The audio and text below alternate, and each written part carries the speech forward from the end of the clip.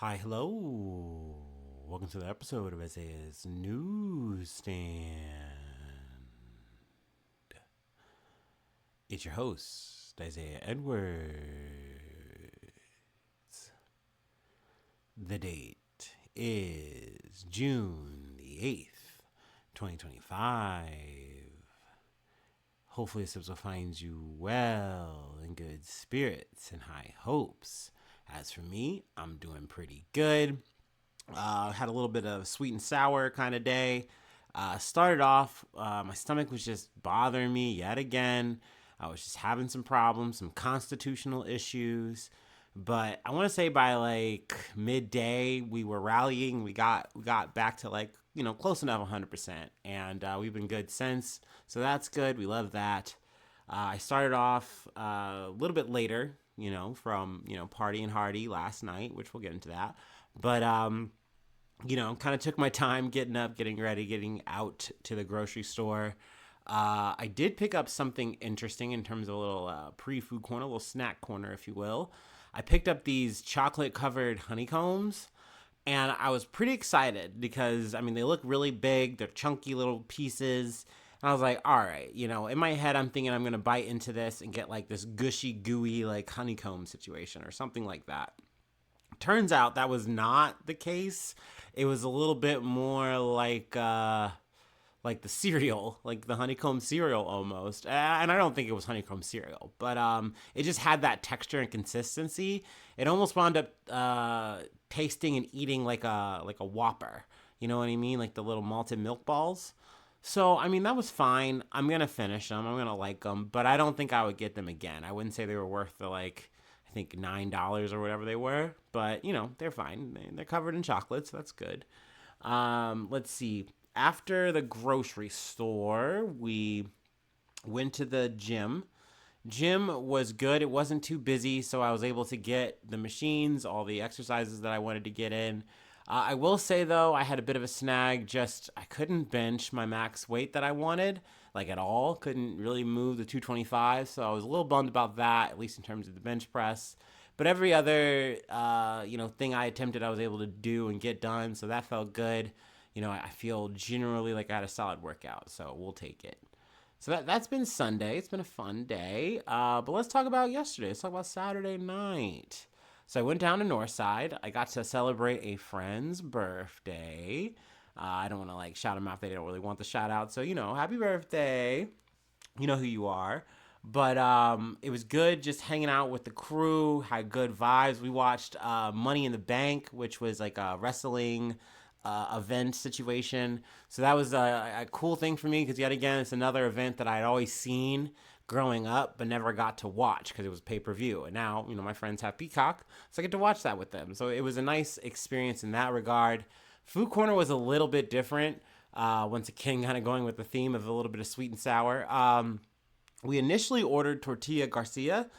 I think that's how you say it. And we're gonna get like platters, little taco platters for each of us, and like some tacos, and it was gonna be a whole vibe. I had gotten I think the plan, yeah, I was gonna get nacho chips and guacamole, and so I was excited for that. Everyone was excited for the little order.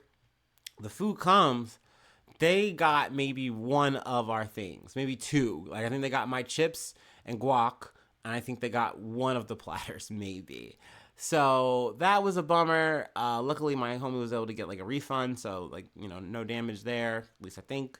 And then we just said, okay, so what are we gonna eat? Because we did at least have part of the order. So I was hungry, another homie was hungry. We kind of split that up, and it had like beans and rice and like two tacos. I think I had a chicken taco with those chips, which were fire. Had some hot sauces, some guacamole. So it was good. It was yummy. Just not all the food we ordered. So we wound up getting NYPD pizza, which is pretty good. There was like two medium pizzas. There was an olive oil, or not olive oil, an olive pizza, and then there was, I think it was green and black. I'm not sure. I didn't touch that one. But then there was a pepperoni and banana peppers one. I was messing with that one heavy. That was good. There was like some bread square thingies, and then fried pickle spears. So all the food was hitting. It was good. It was yummy. Just a bit of a snag. We got to watch wrestling. It was chill. Did a little bit of bar hopping after the fact. That was also chill. I will say things were so chill, and I did not get my nap in. I was very tired throughout the whole night, and this is where like the start or continuation of my stomach problems were too. So I had a bit of some stoic moments amongst my friends. I was kind of big vibing, big chilling, and but it was still a fun time. It was still good, live, laughs, and it was just a fun time had. Let's see. Then we closed the night out. Homie made some pierogies and dumplings. I had like literally two, and I told him like I can't eat anymore. I just can't. I cannot. So had a couple of little dumplings, and that was good. That was solid. But yeah, it was a really good night. I had a really good time. Today was a bit, slow, but we got through everything, and I feel generally good right now. So that's solid. But yeah, let's go ahead and do our startup, and let's get into some news.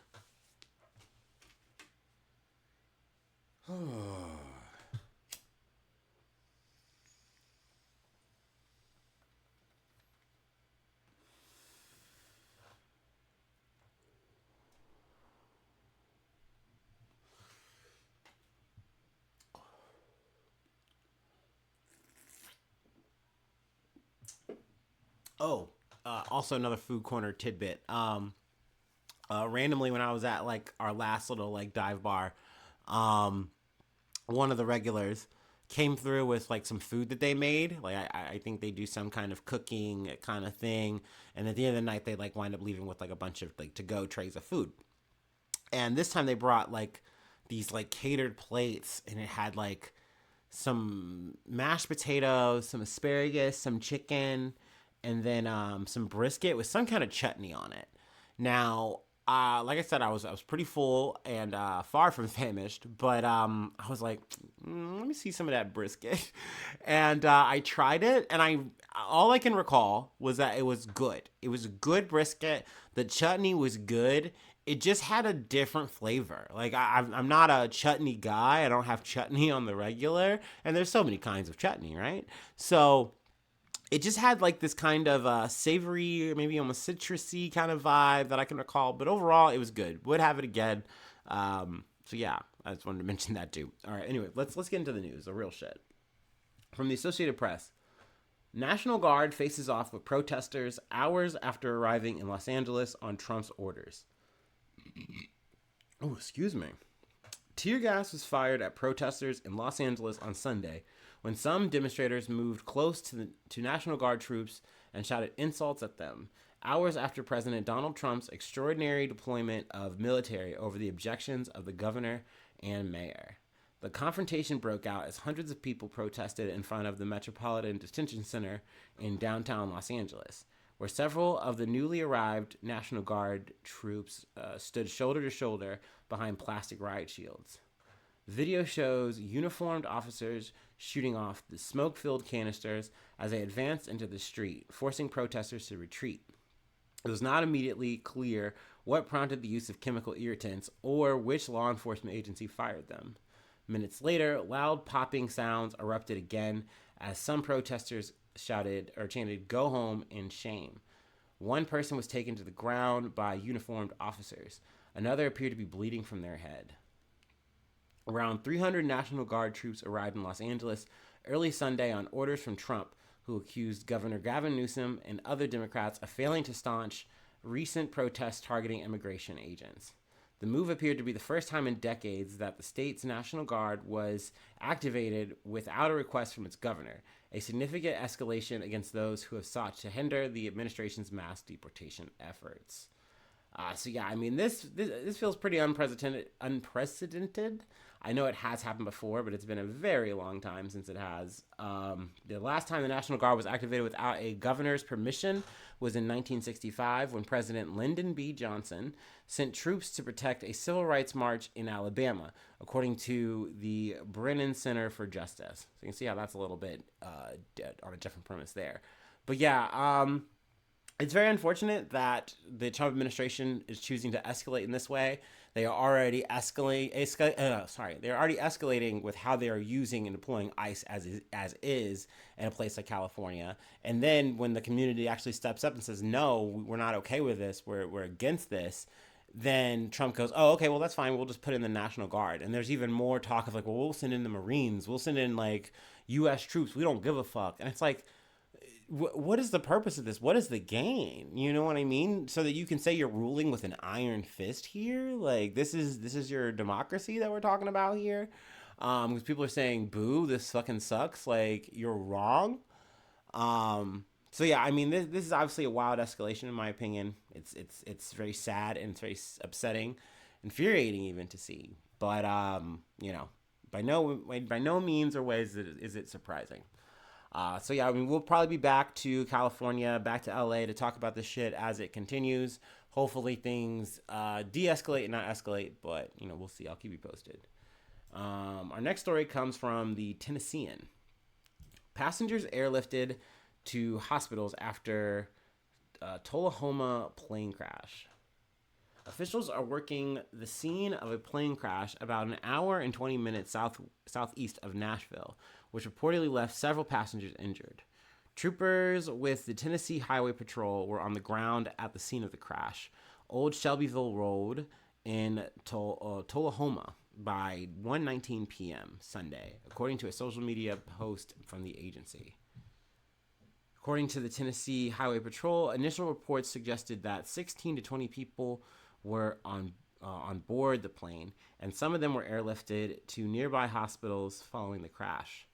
Lyle Russell, a spokesperson with the city, confirmed for the Tennessean that there were 20 passengers on the plane, including the crew.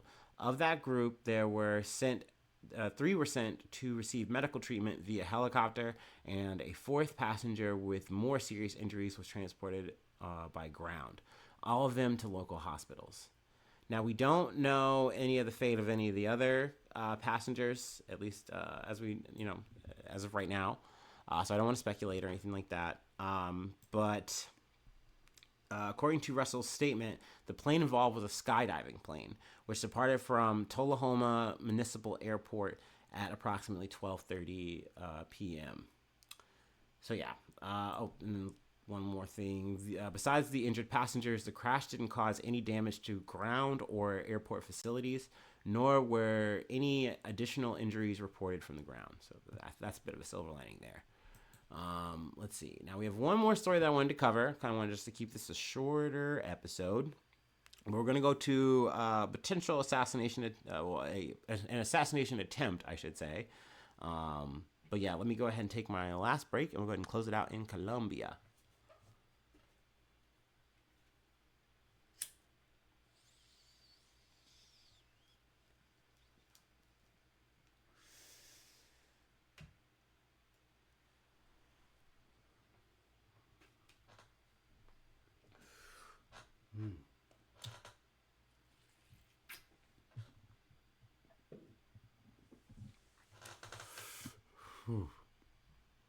From the Associated Press, who is Colombian Senator Miguel Uribe Turbay, who was shot during a campaign rally in Bogota?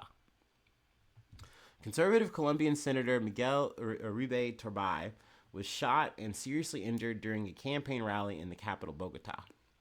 The brazen attack captured on video shook a nation that decades ago regularly saw kidnappings and killings of politicians and high-profile people. Uribe Turbay, 39, who has announced he intends to run for president next year, was in serious condition following surgery Sunday, a day after the shooting, and doctors said he was going through critical hours. So, I mean, we'll definitely be coming back to this when his condition becomes more concrete, but we'll read a little quick bit here. A member of the right-wing Democratic Center Party, Uribe Turbay, launched his presidential bid in March. He has become a prominent opposition voice against the government of President Gustavo Petro, the first leftist politician to become the leader of Colombia. Petro cannot seek re-election in 2026. Uribe Turbay, whose family had also suffered political violence, launched his presidential bid in March. In October last year, he had posted a video on social media announcing his intention to run, choosing the mountains of Copacabana. Yeah, Copacabana. In the department of Anto. Oh, no, I'm not. There's not a rhyme I have for this one. Antioquia, Antioquia, sure, as a backdrop.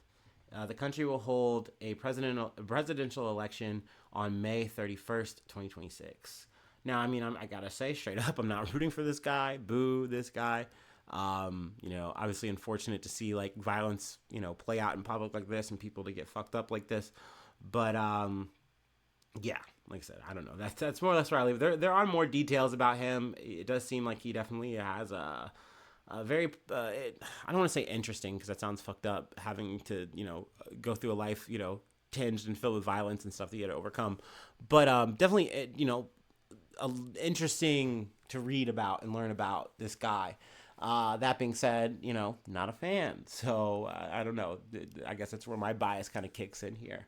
But yeah, I mean, that's really where I want to leave it for today. Let's just have a chill little Sunday, just a casual light assassination attempt. Just another day on the episode. Anyway, I don't have anything to shill. It's Sunday. That's not my vibe. So, thanks so much for tuning in. Thanks so much for being a friend. And hopefully I see you soon for some more good news. I love ya. Bye-bye. Mwah.